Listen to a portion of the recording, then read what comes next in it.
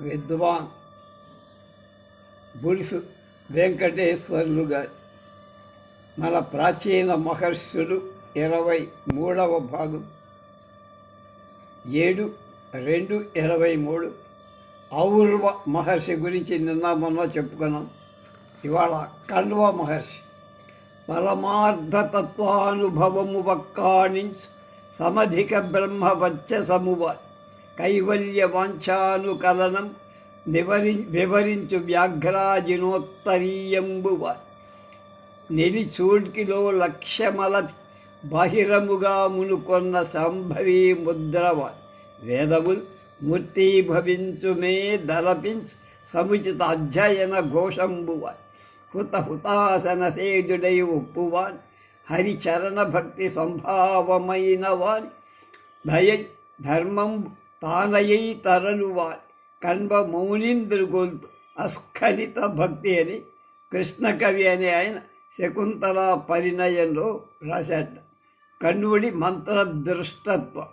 కశ్యప ప్రజాపతి వంశంలో జన్మించిన మహనీయులలో మునికుల చూడామణి అనదగిన కణ్వ మహర్షి ఈయన బాల్యం నుండి మహాతపోనిష్టలో ఉండి ఆజన్మ బ్రహ్మచారి అయిన ఋషివర్యుడు. ఈతడు కొన్ని సామవేద మంత్రాలకు ద్రష్ట, కాండ్వశాఖీయమైన వేదవాదులకు మూల పురుషుడు అయిన మహాత్మ. బాల్యంకి తనకు తోచిన సామాన్య నిదానం కనబడక వ్యాకుల పడుతున్న సమయంలో ఈతని సమీపమున ఉన్న ఒక పిల్లి మెల్లగా ఒక తుమ్ము తుమ్మి ఆ తుమ్మునే అతడు నిదానముగా అంటే వైద్యంగా తీసుకొని సామమంత్రానికి ద్రష్టయ్యి మహర్షుల మన్ననల పొంది. అలాగే కణ్వుడు అనేక సామరుక్కులకు నిదానం కనిపెట్టి జగజ్జేగీయమానుడే. కణ్వ ఆశ్రమం. కణ్వుడి నిరంతర తపోవృత్తి వేదగోష్ఠి మునిజన సహవాసం ముఖ్యంగా ఎంచుకొని మాలిని అనే నదీ తీరంలో మహాప్రభావ నిలయమైన ఒక వనంలో తన ఆశ్రమాన్ని నిర్మించుకొని అందులో ఉంటున్నాడు.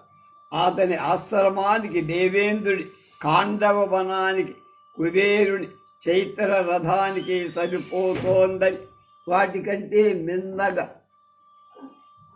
నిలవగా భూలోకంలో దీన్ని సృష్టించాడని అనుకుంటా. ఆ అడవిలోని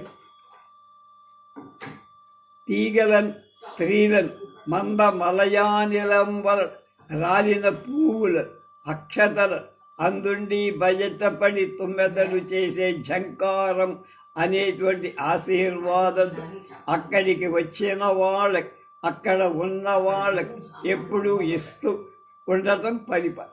ఈ ఆశ్రమ ప్రదేశంలో ఒత్తుగా పెరిగి మనోహరంగా కనబడే చక్కగా పుష్పించిన ఎర్రగోరింట పూలతో వాటి సౌరభాలతో ఎంతో సంతోషం కలిగించే అశోక వృక్షాలు, పొన్న చెట్టు మొదలైనవి చక్కగా చూసి పండిన తీయమామిడి, అరటి మొదలైన ఫలజాతి వృక్షాలు లెక్కకు మిక్కిలిగా అక్కడ ఇవెందుకు ఆయా ఆశ్రమమే భూలోక స్వర్గం.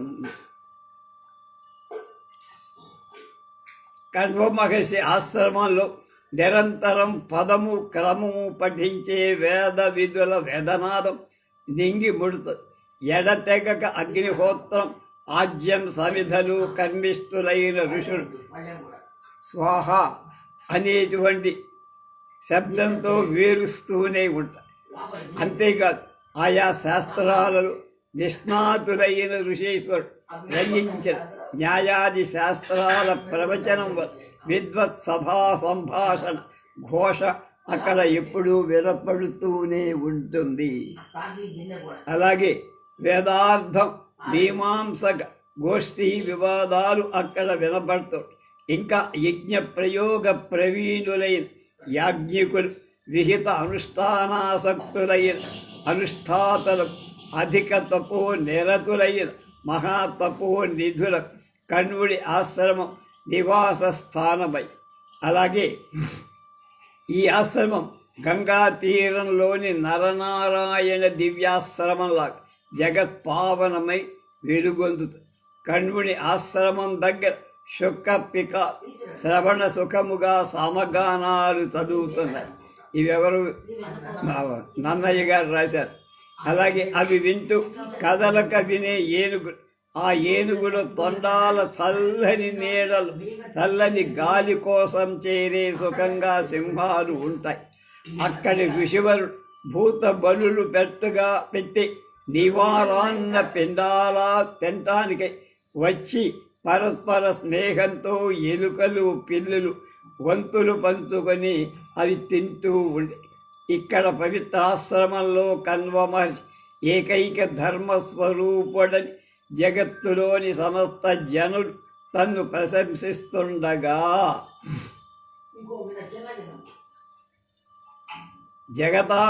జగదారాధ్యుడై దయామయుడై ఊర్ధ్వరేతుడై మహామహుడై విలసిల్లు సహస్ర సంఖ్యాకులైన శిష్యులాతనిచే శుశ్రూష పరత భయభక్తియుక్తులై ఉండగా కణ్వ మహిషి కులపతి అయి వాళ్లకు తోడు నీడగా కన్న తండ్రిగా పరమహితుడుగా ఉప్పుతున్నాడు. అలాగే అందరికీ ఆరాధ్య దైవం కణ్వ మహర్షి కారుణిక అఖండ బ్రహ్మచర్య వ్రతుడు, జ్ఞాన సంపన్నుడు, యోగారూఢుడు, మునిగణ సేవితు అయినటువంటి కణ్వ మహర్షి అపారభూత దయాపరుడై అక్కడ నివసించేటువంటి అతని శిష్య గణమే కాదు ఆ వనంలోని ప్రతి పశు పక్షి క్రిమి కీటకం కూడా ఆ మహనీయుని దయా విశేషానికి పాత్రుడై ఉంది. ఆ ప్రాంతాలకు వచ్చిన రాజర్షి బ్రహ్మర్షి ముని పుంగవులంతా కణ్వుని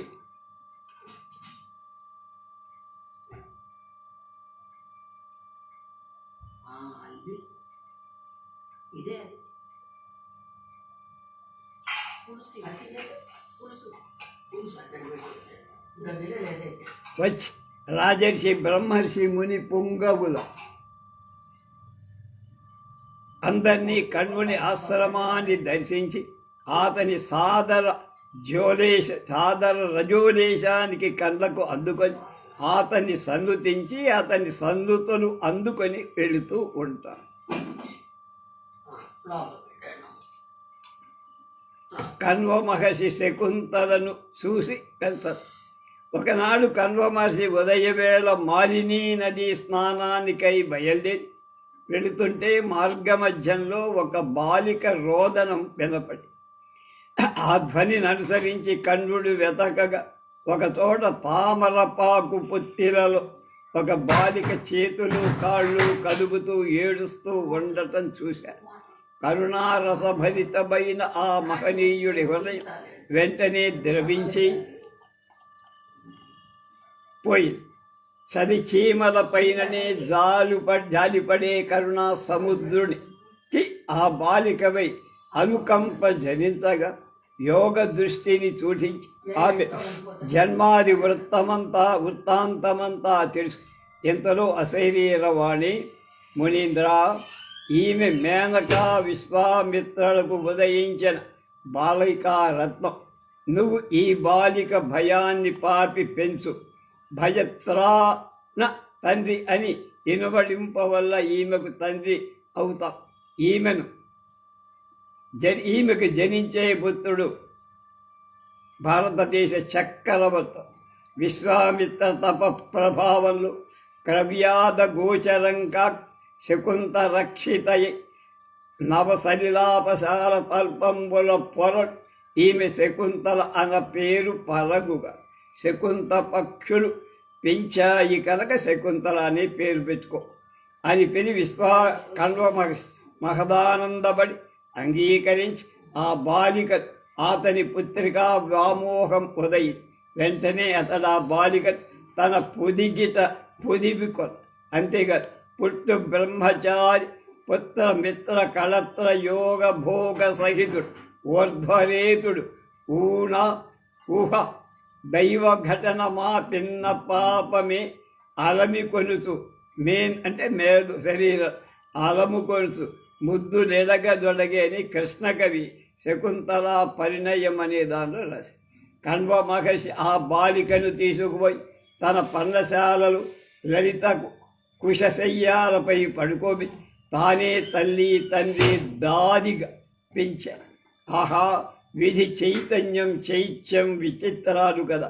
ఆరుబిడ్డ ఎరుగని పచ్చబు జడద అచ్చబు జడదా శకుంతల దాదిని చేసిన విధం ఇంకా ఏం చెప్పాలి. శకుంతల వివాహం కాలక్రమంగా శకుంతల అల్లారు ముద్దుగా పెరుగుతూ కణ్వ మహర్షిని తండ్రిగా చూసుకుంటూ అతడి వల్ల విద్యా వినయ వివేకాది సుగుణ సంపదలను అలవాటు చేసుకొని భూమి మీద అవతరించిన తరుణ శశిరేఖలాగా దినదిన ప్రవర్ధమానం అవుతారు. కాల ప్రవాహానికి ఎలాంటి ఆటంకాలు కలగవు. పసిబాలల బాలులుగా, బాలురు యువకుల వృద్ధులుగా కాలపురుషుడు మార్చేస్తూ జరామరణాలు కైకొలుస్తూ లోకాలని పాలిస్తారు. మూర్ఖ మానవుడు కాల ప్రభావం తెలియక ఏ దశకు ఆ దశే శాశ్వతమను క్రీడాపరుడై ఇహపరాలకు రెండిటికి దూరం అవుతూ కాలక్రమంలో శకుంతల యువతి నవలావణ్య విలాసాలతో ఒప్పి సఖీ జనంతో ఆమె ఉద్యానవనాలను పెంచుతూ తండ్రి దేవ పూజకు కావాల్సిన పుష్ప పత్రాదులను తెస్తూ ఆశ్రిత మృగాలు ఆశ్రమంలోని మృగాలను ఆదరిస్తూ మొదలైన చిన్న చిన్న పనులన్నీ చేస్తూ నిత్యకృత్యంగా ఉన్నది.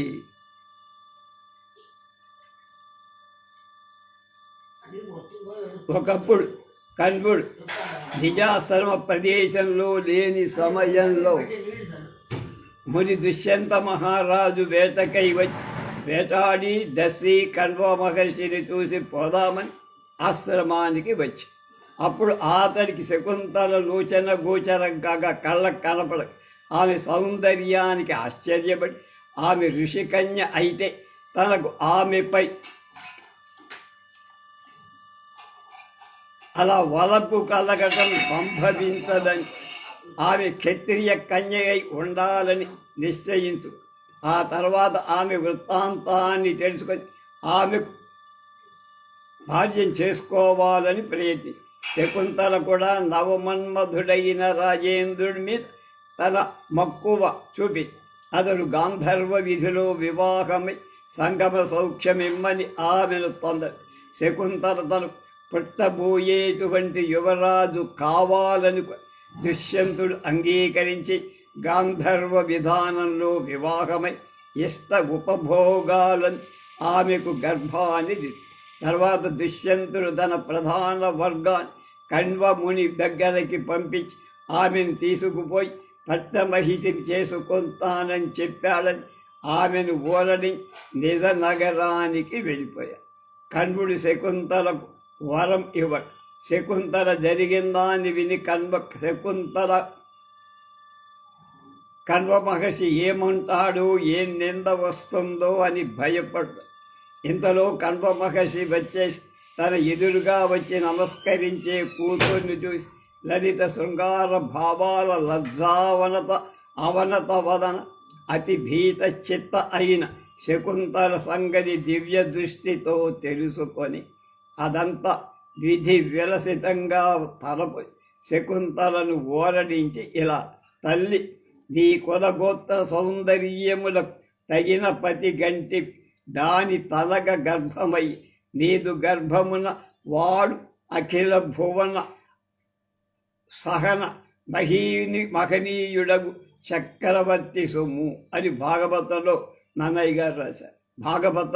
భారతంలో ఆది పర్వంలో నన్నయ్య గారు రాశారు. కణ్వుడి శకుంతలను పుత్రుణ్ణి పంచేయదు.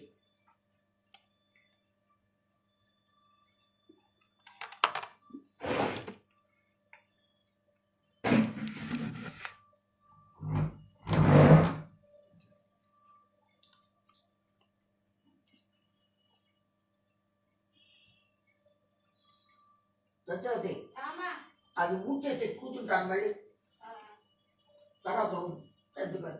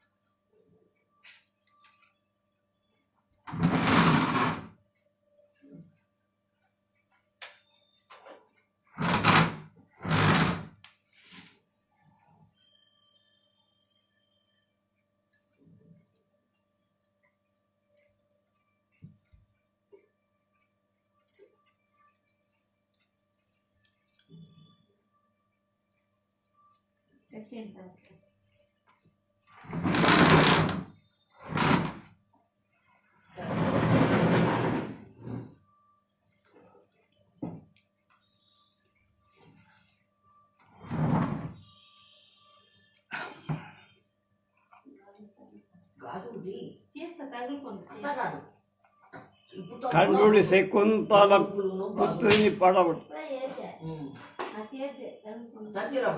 పంపి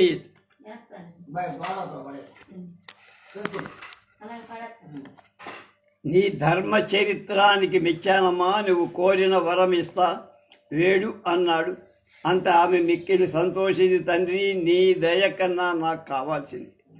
నా మనసు ఎప్పుడు ధర్మం మీదే తగిలి నాకు పుట్టేటువంటి దీర్ఘ ఆయుర ఆరోగ్య ఐశ్వర్య బల సమన్వితుడు వంశకర్త అయ్యేటట్టుగా అనుగ్రహించు అని కోరి ఆమె కర్ణుడు ఆమెను అనుగ్రహించి ఆమెకు యథాకాల విధుల గర్భ సంస్కార రక్షణాలన్నీ కూడా చేయి ఉండగా 3 ఏళ్లకు ఆమె ఒక పుత్రుడిని పొంది కణ్వ మహర్షి ఆ బాలుడికి భరతుడు అనేటువంటి పేరు పెట్టి జాతకర్మ క్రియాకలాపాలన్నీ చెయ్యగా ఆ బాలుడు శుక్లపక్ష చంద్రుడిలా పెరుగుతూ కరతలాలంకృత శక్రుడు చక్రవర్తి లక్షణ లక్షిత సింహ సంహవహరుడు దీర్ఘబాహుడు అంత జవసత్వా సంపన్నుడై పెరుగుతూ భరతుడు వనంలోని క్రూర మృగాలనని తన బలం చేసి వాటిని అణగగొడుతున్నా చూసి ఋషుడు అతనికి సర్వదమనుడు అనే పేరు, అన్నిటినీ ఉంచేవాడు.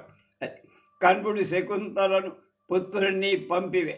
కణ్వ మహర్షి భరతుడి ఉదార తేజోగూప విక్రమ గుణాలకు సంతోషి అతడు అఖిల భువన యౌవరాజ్యాభిషేకాన్ని సమర్థుడని భావించి సమయం వచ్చిందని ఆలోచించి ఒకనాడు శకుంతలతో ఇట్లా అన్నాడు, తల్లి ఎత్తి సాధులకు పుట్టిన ఎండ పెద్ద కాలమునికి తగదు. పతుల కడన ఉనికి సతులకు ధర్మవు సతుల కేడుగడయు పతుల చూవే అని భారతంలో నన్నయ్య గారు రాశారు ఆదిపర్. కనుక నిన్ను దుష్యంతుడి దగ్గరికి పంపుతానని అనగానే దుష్యంత ప్రణయ వశంవద అయిన శకుంతల మహానందం పొంది.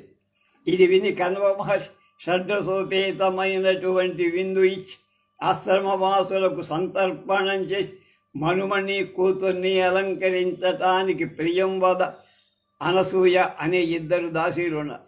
వాళ్ళిద్దరినీ పిలిచి ప్రయాణ సన్నాహం చేసి అప్పుడు సాలంకృతమైన శకుంతలు అంటే బాగా అలంకరింపబడి భూషణ భూషితులైన మనుమణ్ణి చూసి వాళ్ళ మృక్కులు పొంది ఆశీర్వదించి వియోగ భరాన్ని కళ్ళ నీర కమ్మేటట్టు ఎలాగో వారించుకొని శిష్య చూడామణులని వాళ్ళని దుష్యంతుడి ఇంటికి ఇక్కడ కణ్వుడు ఏడుస్తాడు.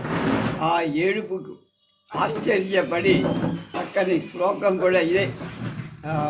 దీనిలో కాళిదాసు శాకుంతలం అభిజ్ఞాన శాకుంతలంలో 4వ అంకంలో 4వ రంగంలో 4వ పద్యం, 4వ అంకంలో 4వ పద్యం, 4వ శ్లోకం అన్నమాట. కనుక పెంచిన తండ్రికే ఇంత మమకారం ఉంటే కనిపెంచినటువంటి వాళ్ళకి ఎంత దుఃఖం ఉంటుందో కూతుర్ని అత్తారింటికి పంపించే అనే శ్లోకం చాలా గొప్ప శ్లోకం కింద.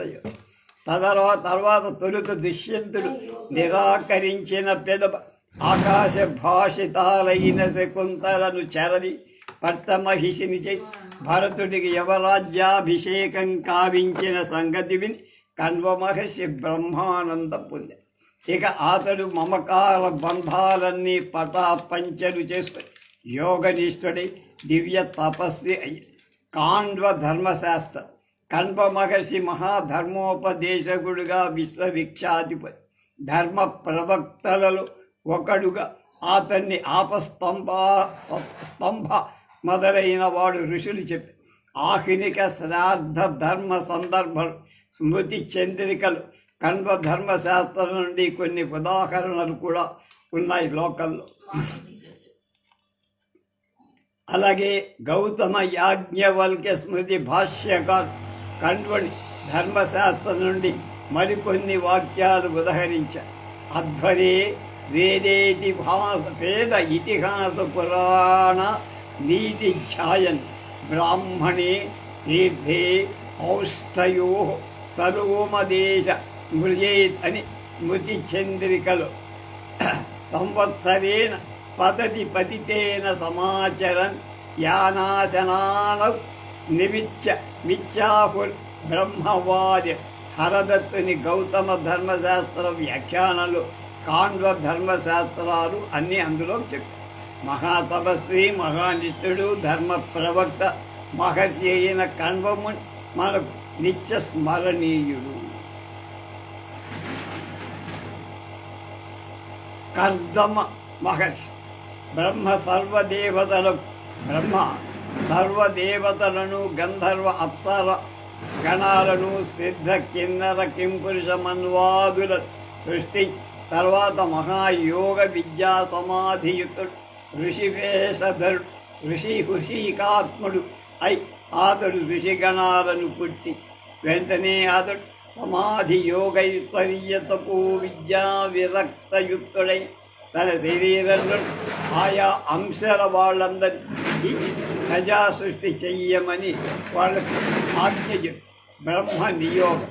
కృతయుగంలో ఒకప్పుడు బ్రహ్మ తపో విజ్ఞానవజ్ఞుడై యోగీశ్వరుడై కర్దముణ్ణి పిలిచి వివాహం ఆడి సంతానాన్ని పొంది సృష్టి కార్యాన్ని తనకు సాయం చెయ్యమని కోరాడు. కర్దముడు అతని మాట కదలలేక అలాగే అని పంపేశాడు. కర్దముడి పిదప ధైర్య విరాజితుడైన కర్దముడు సరస్వతీ నదీ తీరానికి వెళ్ళి అక్కడ ఒక ఆశ్రమాన్ని నిర్మించుకొని అందులో మహాదీక్షకు 10,000 సంవత్సరాలు తపస్సు. అనంతరం ఒకనాడతుడు జప సమాధిరుడు ఏకాగ్రచిత్తుడై వరదుడు ప్రసన్నుడు మనోరథ వరదానశీలుడు అయిన పరమేశ్వరుడైన హరిని పూజించితే అతడు కరుణాడువై ప్రత్యక్షమై శంఖచక్ర గదా పద్మహ పీతాంబరధరు శబ్ద బ్రహ్మ శరీరవంతు సదాత్మకుడు జ్ఞానైక వేద్యుడు వైన తేయవాహనుడు అయిన హరిని చూసి కర్దముడు సాష్టాంగ ప్రణామాలు అజరి అమిత ఆనందుడై ఇలా అభ్యాక్ష యోగీశ్వరేశ్వరుడు నీ దర్శనం కోరి కళముట్టుద కానీ నా అభాగ్యవశంతో నీ పాదాల వింద దర్శనం కంది భవవార్ధి కలగించారు అంటే భవసాగరం నుంచి తరించారు. దేవా నీ మాయ వల్ల మోహితులై మేధ నశించగా సంసార సముద్రం నుండి చాలా తేలలేక మునగలేక నిన్ను భజించలేక తుచ్చులై నరకంలో కూలే వాళ్లకు ఏమవుతుందో కదా తండ్రి. అలాంటి వాళ్ళ కోరికల గలవాడు నిద్రించి నేను గృహమేధ ధేను అశేషమూల త్రివర్గ కారణ సమానశీల అయిన భార్య పెళ్ళాడమని కల్పవృక్ష సదృశాలైన నీ పాదార విందాలను సేవి అయిన ఒక్క విశేషము కళాత్మకుడైన నీ అభిమతం సిద్ధింపచేయటానికే కాని కాముకుడై వివాహం ఆడటానిక నీ పాదసేవలు తరిద్దామనుకుంటే మా నాన్న నన్ను పెళ్ళాడి సంతానం కనమంటున్నాడు. అయినా నీ అనుజ్ఞ తీసుకోవాలని కోరుతాను. దేవా నీ మాయ చేత నిర్మితమై కాలవేగంతో కూడిన అక్షరమైన బ్రహ్మంలో కాలచక్రం సకల జీవ నికరాల ఆయు మింగివేస్తుంది కనుక కామభూతం సోకి పశుప్రాయులైన మనుష్యుల విద్య సంసార దుఃఖంలో పోగొట్టుకోవటాన్ని నీ చరణాలను ఆశ్రయి నీ గుణ కథను అమృతం కాగా గుణ కథలని అమృతాన్ని తాగుతూ బ్రహ్మజ్ఞానమత్తులై భగవద్భక్తుల ఆయువును మాత్రం ఎవరు హరింపలేరు. సర్వేశ నువ్వు సృష్టి స్థిత లయకాలం విశ్వేశ్వరుడు శబ్దాది విషయ సుఖకరమైన నీ రూపం నాకు ఇలా విస్తరింపచేయదు. నన్ను అనుగ్రహించటానికే కాని నీ కోసం కాదు. నీ మాయచే లోకతంత్రం నడిపిస్తూ నా కోరిక తీర్పటానికి ఇటు వచ్చిన నీకు నమస్కారం. కర్దముడికి వరమివ్వడు. ఈ పలుకులు విని విష్ణుమూర్తి మునివర ఏ కోరికలతో నువ్వు నన్ను భజించావు ఆ కోరిక నీకు సిద్ధిస్తుంది. బ్రహ్మపుత్రుడు సమ్రాట్ అగు స్వయంభువమను బ్రహ్మవర్త దేశాన్ని పాలిస్తున్న ఆ మహాత్ముడు అపర దివసంలో భార్యా సహితుడు భర్తలు కామ అయిన తనూజాయుతుడైన నీ దగ్గరకు యమరూప వయస్సీల సంకల్ప గుణాకర అయిన కూతుర్ని నీకు ఇచ్చి పరిణయం చేస్తారు. నువ్వే అనుకోగల వాళ్ళేవారు. ఆ మనుకన్యయందు అతి సౌందర్యవతులైన నవకన్యకలు నీకు పడతారు. 9 వాళ్ళ యందు మునీంద్రుడు పుత్రుడు పొందుతూ ఉంటారు. నువ్వు నా శాసనాన్ని పాలి సర్వ కర్మాలు నాకు అర్పించి ఏకాంతికుడ భూతదయ రహితుడు జ్ఞానివై నా అందే జగములను చూసుకుంటూ నీ యందు నేను ఉన్నానని ఎప్పటికప్పుడు గుర్తించి నన్ను సేవిస్తూ ఉండు. అలా చిరకాలానికి నన్ను పొంద. అలాగే నా కళ అంశంలో నీ భార్యలో పుత్రుడనై జన్మించి నీ సత్వ సంహిత అనేటువంటి దాన్ని నేను ఉపదేశిస్తా అని విష్ణువు అంతర్హిత. కర్దముని వివాహం. కర్దముడు ఆ తర్వాత బిందు సరోవర తీరానికి వెళ్ళి తపస్సు చేస్తాడు. అప్పుడు బంగారు రథమే శతరూప అని భార్యతో దేవహూతి అనే పుత్రికతో స్వయంభువమను విచ్చేసి కర్దమ మహర్షి దివ్యాశ్రమంలో ప్రవేశించి దూరంగా కర్దమ మహర్షిని చూసి కర్దమ మహర్షి బ్రహ్మచర్య వ్రతంలో మహాతపోమూలను దివ్య తేజస్సుతో వెలుగుతాడు.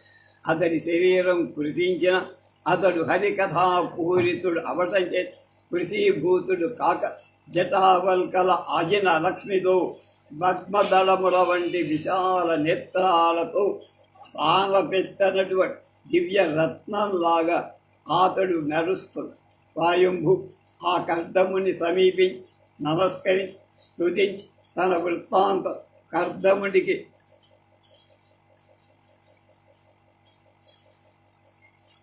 ఇంకొకరిని వివాహం చేసుకోనని తన కూతురు పట్టుబడుతోందని చెప్పి కర్దముడు అంగీకరించయ్యా, ఈమెను వివాహమాడటం నా అంగీకారమే కానీ ఒక్క సమయం ఉంది. ఈమెకు బిడ్డలు పుట్టే వరకు నేను ఈమెతోనే ఉంటాను. ఆ తదప నేను సన్యసిస్తాను. స్వయంభూ భార్య పుత్రికలకు ఈ వార్త తెలిపి వాడు అంగీకరించగా తాను కూడా అంగీకరించి విద్యుక్త దేవహూతిని కర్దముడికి వివాహం చేసి శతరూప బలి సంజ్ఞకములైన వివాహ ఉచిత దివ్యాంబర ఆభరణాలు దంపతులకు ఇచ్చినట్టుగా ఆ తర్వాత శతరూప స్వయంభువ పుత్రికను వెడవలేక కౌగలించుకొని చుముకాని ముడుకొని శిరం మూర్కొని ప్రేమాతిశయంలో కన్నీరు మున్నీరై తల్లి పోయి వస్తామని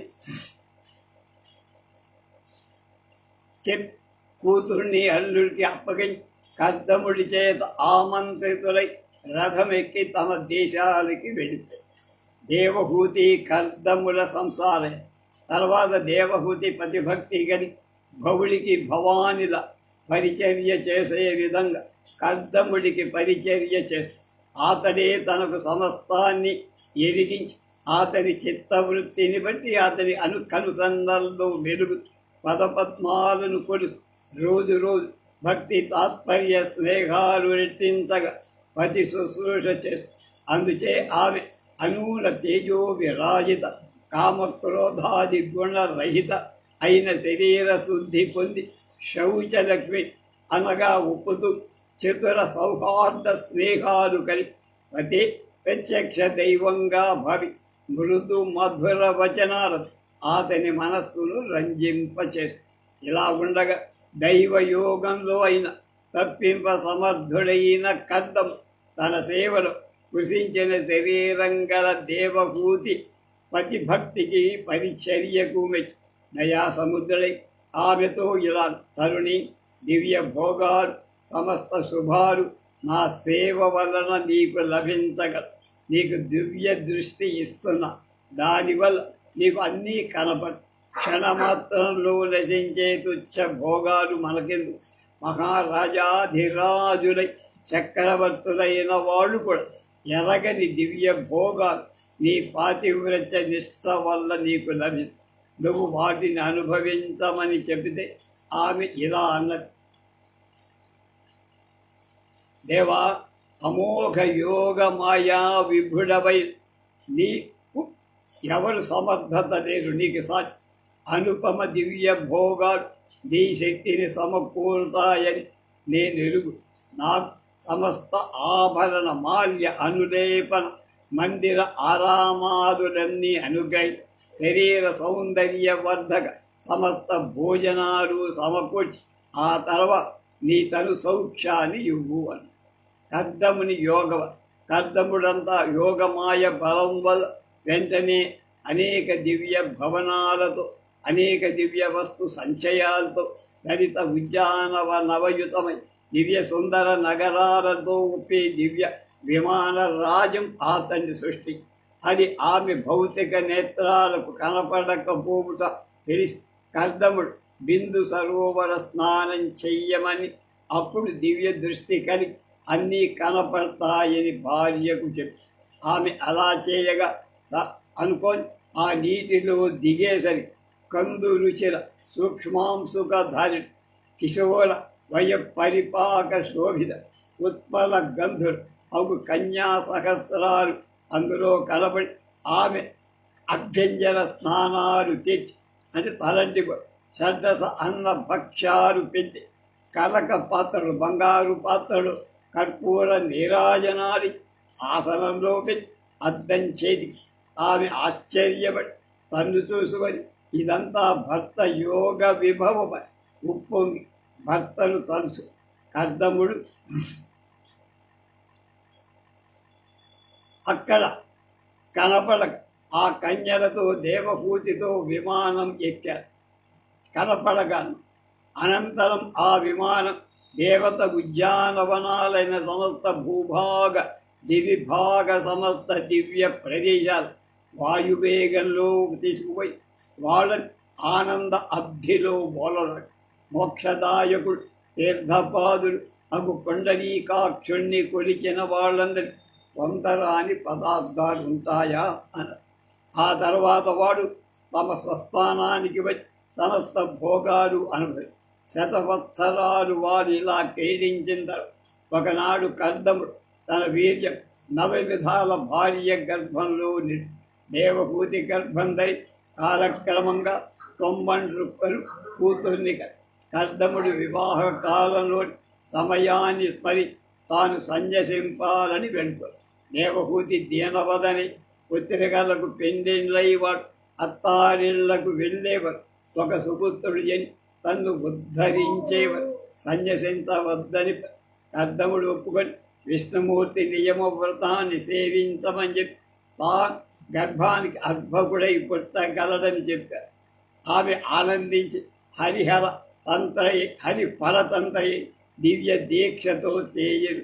అలా ఉండే కొంతగా కర్దమ వీర్యంలో దేవహూతి మళ్ళా గర్భం ధరి విష్ణుమూర్తిని కొడుకుగా పొంది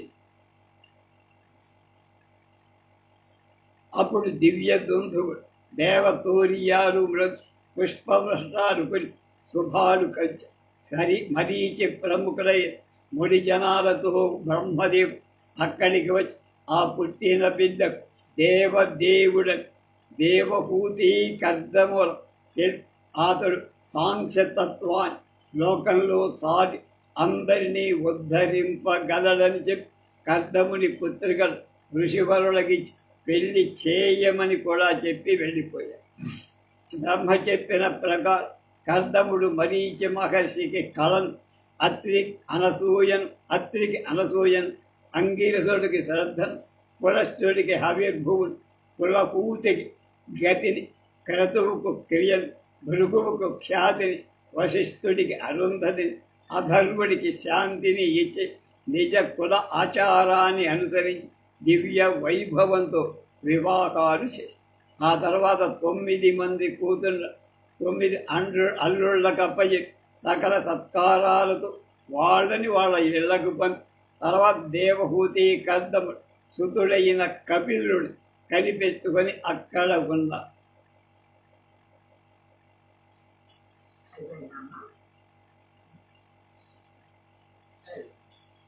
కర్దముడు మోక్షం పొందు కర్దముడు కొంతకాలాన్ని దేవోత్తముల విష్ణువు తన మందిరంలో అవతరించి వసించడం చేత తన చిత్తం వివిక్త స్థలానికి వెళ్ళి అక్కడ కపిలుడికి వందనం ఆచరించి ఇలా దేవాదిదేవ ఆది విష్ణుడవైనను నా ఇంట పుట్టి సంసార చక్రంలో బడి తిరుగుతుండగా కామ్యాలమైన సమావర్తనాలు గణించగా మొదట నీవు చెప్పినట్టు నా ఇంట పుట్టి నువ్వు నాకు పుట్టడం చేసి నేను రుణత్రయాలన్నీ కూడా పోగొట్టు నీ పాదాల వింద నా హృదయంలో చేసి దుఃఖాలు పోగొట్టు ఏకాంతి కూడా అవుతూ అని కపిలుడిది విని మునీంద్ర నా వచనం తప్పక నీకిట్లు జనించాను. తత్వజ్ఞానం సకల మునులకు చెప్తా. నువ్వు నన్ను సంజస్త చిత్తుడవై మోహాన్ని వది భక్తి చేత మోక్షం పొందు. పరమేశుడనే పరంజ్యోతి అయిన నన్ను మనస్సులో మోక్షం పొందుతావ. కర్దముడు కపిల దేవుడి కొడుకే ప్రదక్షిణ చేసి నమస్కరించి ఇల్లు వదలి మునిగణ సేవిత అయిన వనంలో మౌనంలో నిస్సంగుడై ఆత్మైక తత్పరుడై పరబ్రహ్మంలో చిత్తాన్ని సర్వసముడై సర్వం వాసుదేవమయంగా భక్తి యోగంలో భాగవరతి గతిని అలా కర్దమ ప్రజావతి దేవదేవుని కరుణచే మోక్షలక్ష్మిని పొంది ఆచంద్ర తారార్కం విఖ్యాతిని పొందారు.